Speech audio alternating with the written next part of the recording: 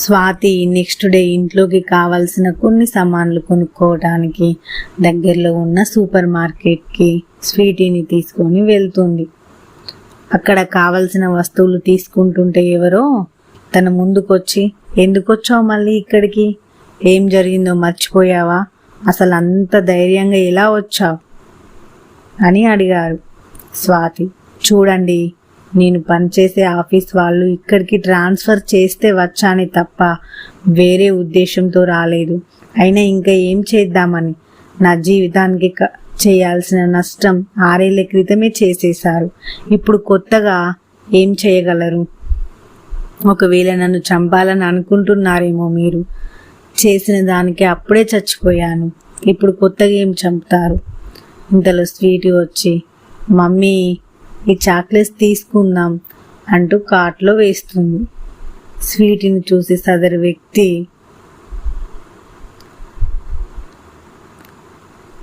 ఓ నీ కూతురా, కనీసం తన కోసమైనా జాగ్రత్తగా ఉంటావులే అని ఒక కన్నింగ్ నవ్వు నవ్వి వెళ్ళిపోతాడు. స్వాతి సామాన్లన్నీ తీసుకొని ఇంటికి వచ్చేస్తుంది. స్వాతి వాళ్ళ టీం అంతా అజయ్ వాళ్ళు అరేంజ్ చేసిన కంపెనీ గెస్ట్ హౌస్కి వచ్చేసారు.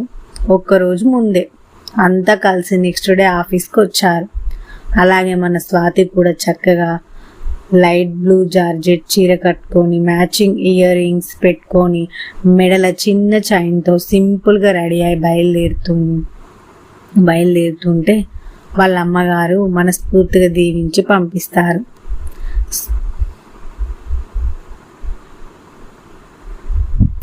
స్వాతి ఆఫీస్ దగ్గరికి వచ్చి అక్కడ ఎస్ఏవి బోర్డు చూసి, నేను దూరమైన మన జ్ఞాపకాలు మాత్రం ఎప్పుడు నీతోనే ఉన్నాయని, నీ కంపెనీ నేమ్ చూస్తేనే అర్థమవుతుందని మురిసిపోతూ లోపలికి వస్తుంటే అందరూ తనను అలా చూస్తూ ఉండిపోయారు.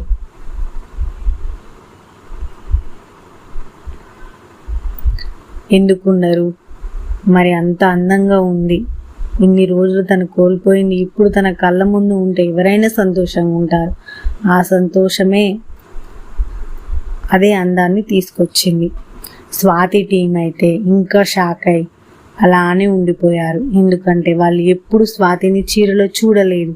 పైగా చాలా సింపుల్గా వచ్చేది ఆఫీస్కి. వాళ్ళలో తన క్లోజ్ అయిన విద్య దగ్గరికి వచ్చి, స్వాతి, నిజంగా నువ్వేనా? నా కళ్ళని అస్సలు నమ్మలేకపోతున్నాను. అసలు నువ్వు చీర కడితే ఆ చీరకి అందం వచ్చిందా అన్నట్టుంది. నేను అబ్బాయిని అయి ఉంటే నేను గట్టిగా హగ్ చేసుకొని ముద్దు పెట్టుకునేదాన్ని అనేసరికి స్వాతి వెంటనే తన భుజంపై కొట్టి, చీ, నోరు ముయ్యవే, ఎవరైనా వింటే మనం తేడా అనుకుంటారు. అయినా నేను మామూలుగానే రెడీ అయ్యాను. విద్య, ఇంతకీ చీర ఎందుకు కట్టావే? ఏంటి స్పెషల్? స్వాతి, కొత్త ప్రాజెక్ట్ కదా, ఏదో గుడికి వెళ్దాం అనుకుంటే అమ్మ చీర కట్టుకోమంది.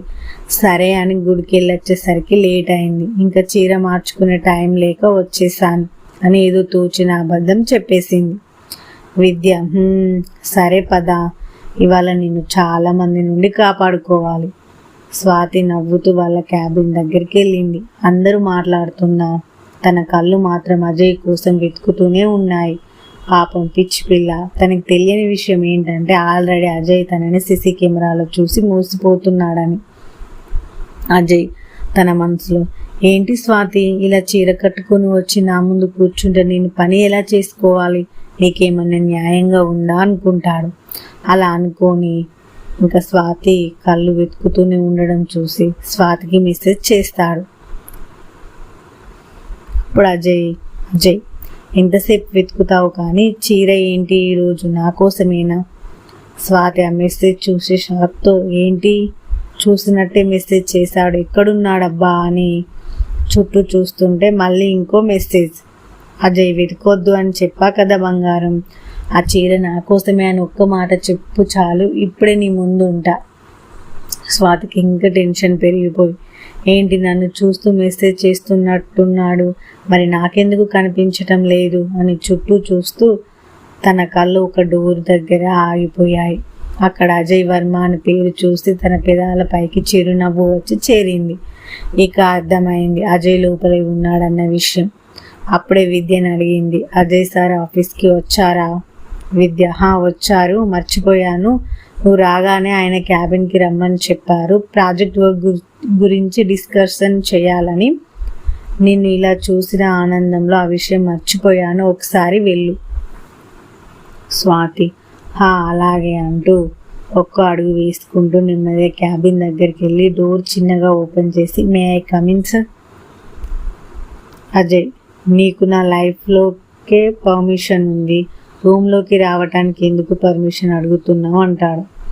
ఆ మాటకి ఒకవైపు సంతోషంగా ఉన్నా అది అంతా దాచిపెట్టి, సార్ రమ్మన్నారంట. అజయ్, ఓవర్ యాక్షన్ చేశామంటే చంపుతా, ఇక్కడ ఎవరు లేరు, అజయ్ అని పిలువు. ఆ మాటకు కొంచెం భయపడి సరే అంటుంది స్వాతి. అజయ్, స్వాతి, ఈ చీరలో మరీ ముద్దు వచ్చేస్తున్నావు. నిన్ను ఎదురుగా ఇలా చూస్తూ కంట్రోల్గా ఉండాలంటే కష్టంగా ఉంది. ఇంతకీ ఇదంతా నా కోసమే కదా? స్వాతి, హలో మాస్టారు, కొంచెం తగ్గండి, ఎక్కువ ఊహించుకోవద్దు. నేను ఇక్కడికి ప్రాజెక్ట్ పని మీద వచ్చాను, అది అయ్యాక వెళ్ళిపోతాను అంతే. అంతకు మించి మన మధ్య తర్వాత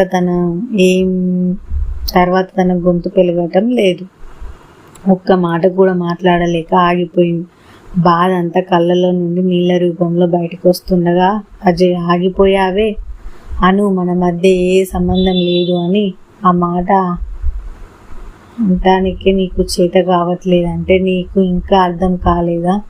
నీ మనసులో నేను ఉన్నాను అని చెప్పటానికి. స్వాతి కళ్ళు తుడుచుకొని, అజయ్, నేను వచ్చే ముందే చెప్పాను నన్ను ఇబ్బంది పెడితే వెళ్ళిపోతానని. సో గుర్తుంది అనుకుంటాను. అజయ్, గుర్తుంది, కానీ నువ్వే మన మధ్య ప్రేమని గుర్తించట్లేదు. స్వాతి, అజయ్ ప్లీజ్. అజయ్, సరే అది వదిలే. ఎందుకు నువ్వు ఆఫీస్కి వచ్చినప్పటి నుండి నా కోసం చూస్తున్నావు? నేను నిన్ను చూడాలనేగా ఇలా రెడీ అయ్యావు. నీ నోరు అబద్ధం చెప్పినా నీ కళ్ళు నాకు నిజమే చెప్తాయి.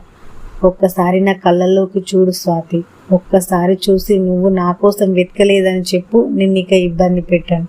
స్వాతి సైలెంట్గా తలదించుకొని ఉంది. అజయ్, ఆ మౌనమే నీకు నాకు ఇద్దరికి నిజమేంటో చెప్తుంది. ఇక నువ్వేం చెప్పాల్సిన పని లేదు, వెళ్ళు. స్వాతి అలానే సైలెంట్గా వెళ్ళిపోతుంటే అజయ్ వెనుక నుండి అలానే చూస్తూ ఉండిపోతాడు. అజయ్ మనసులో, ఏంటి స్వాతి నీ ప్రాబ్లం?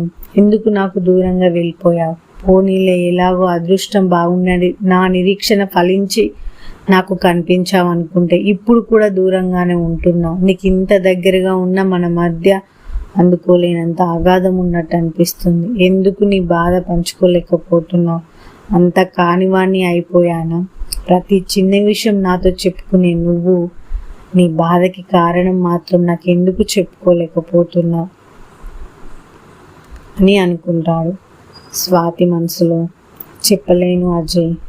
కారణం నీకు తెలిసిన మరుక్షణం ఆవేశంలో నువ్వు ఎలాంటి తప్పు చేస్తావో అన్న భయంతోనే నా బాధను నీకు చెప్పలేకపోతున్నాను, సారీ రా అని అనుకుంటుంది.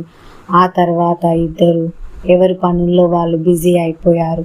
రోజులు గడుస్తున్నాయి. అజయ్ స్వాతి మాత్రం ప్రాజెక్ట్ గురించి తప్ప వేరే విషయాలు ఏమీ మాట్లాడుకోవట్లేదు. అలా వాళ్ళు ప్రాజెక్ట్ సక్సెస్ అయిన రోజు అంతా హ్యాపీగా ఉండగా అజయ్ స్వాతి మాత్రం డల్ అయ్యారు. ఇంకో 2 డేస్లో వాళ్ళు మళ్ళీ ఆఫీస్కి రిటర్న్ అయిపోవాలని. ఆఫీస్ స్టాఫ్ అంతా హ్యాపీగా ఉండగా అజయ్ వాళ్ళ నాన్న వినయ్ వర్మ గారు ఆఫీస్కి వచ్చారు. వచ్చి అజయ్ దగ్గరికి వెళ్ళి విష్ చేద్దామనే లోపు అక్కడ చూసిన దానికి ఆయన షాక్లో అజయ్ అని గట్టిగా పిలిచారు. కాదు అరిచారు.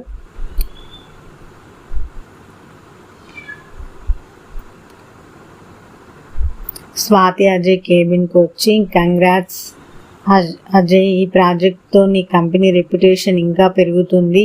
ఇదేగా నువ్వు కలలు కన్న జీవితం, మొత్తానికి సాధించావు. Congrats again. అజయ్, నేను కల కన్నది ఇది మాత్రమే కాదు స్వాతి, నా ప్రతి సక్సెస్లో నువ్వు నాతో పాటే ఉండాలని, నా లైఫ్ లాంగ్ నువ్వు నా పక్కనే ఉండాలని, నాతోనే ఉండాలని. ప్లీజ్ స్వాతి, ఇంతకాలం నేను అనుభవించిన నరకం చాలు, నన్ను వదిలి వెళ్ళొద్దు స్వాతి అంటూ తనని హగ్ చేసుకుని ఏడుస్తూనే ఉన్నాడు.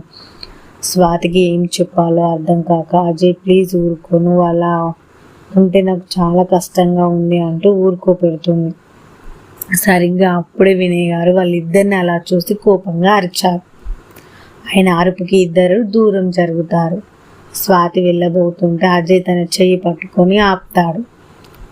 వినయ్ వర్మ, వెళ్ళని నువ్వెందుకు తనని ఆపుతున్నావు? అజయ్, ఒక్కసారి అలా వదిలితేనే దొరకటానికి 6 ఏళ్ళు పట్టింది, ఇంకా వదిలే సమస్య లేదు నాన్న. వినయ్ వర్మ, హో అంతవరకు వచ్చిందా? వాడంటే మోగాడు, వాడేదో మోజు పడ్డాడే అనుకో. నీ బుద్ధి ఏమైంది? ఒక బిడ్డకి తల్లివై ఉండి చీచి డబ్బు కోసం ఇలాంటి నీచమైన పని చేస్తావా? నీలాంటి వాళ్ళని ఏమంటారో తెలుసా అని అంటాడు. ఆ మాట పూర్తయ్యేలోపు అజయ్, ఇంకా చాలు ఆపండి నాన్న. స్వాతి అయితే, అజయ్ ప్లీజ్, నా వల్ల మీరిద్దరు గొడవ పడకండి, నేనే వెళ్ళిపోతాను. అజయ్, స్వాతి ఆగు, నువ్వెక్కడికి వెళ్ళాల్సిన అవసరం లేదు. ఎందుకు నాన్న? తనెందుకు వెళ్ళాలి? ఏం తప్పు చేసిందని వెళ్ళాలి? ఓ ఏమన్నారు?